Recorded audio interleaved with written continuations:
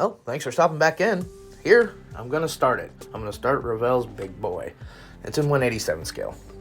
Let me have a quick scan through these directions.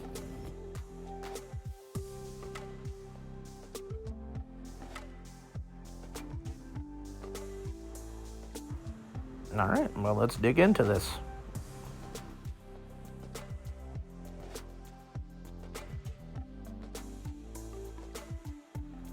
Not a whole lot of pieces in this kit. Yep, some loose ones I see. Parts that fell off probably during shipping. Let's get the front put on here.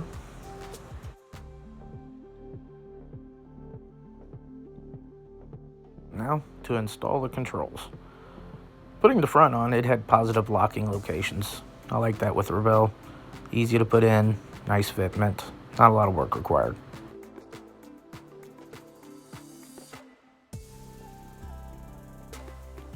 I've been trying out a lot of different glues lately, and I really like this one. I was having a little trouble with the end, but that was operator error. But anyway, get a little bit of glue here. Sometimes I use a toothpick to apply. Sometimes I use it straight out of the bottle.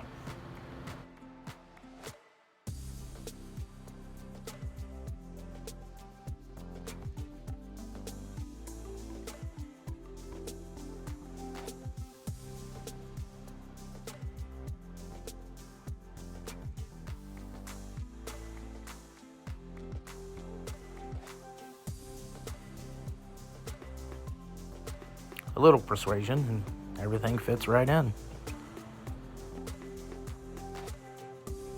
Now, let's get the bottom put on here. And we'll go ahead and clamp it just to make sure everything is held tight. Again, this is sub-assembly before paint.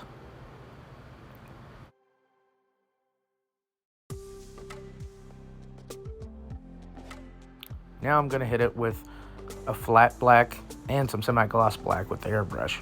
Again, this is where I'll start the weathering process and add in layers. Some paint is thick, some is thin.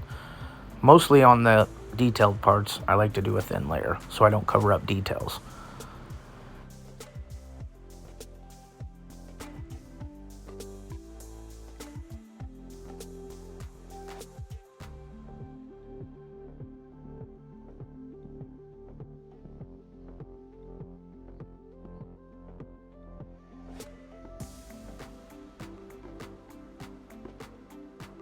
Here you'll see the effect of using matte and semi-gloss. The coal looks a little bit more realistic. Also, we used flat on spots that would be more worn.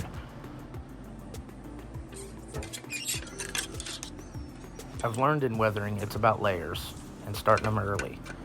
Again, worn spots are flatter than, the gloss paint like it would actually be in real life. Again, with random spray patterns, with the different paints, I'm getting the worn look and the weathered look that I'm going after.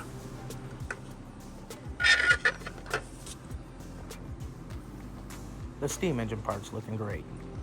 This is why I use an airbrush. It sprays thinner so it doesn't cover up a lot of the great details in this kit. Well, that'll cover part 1 of the video. Don't forget to come back for part 2. Thanks guys for watching.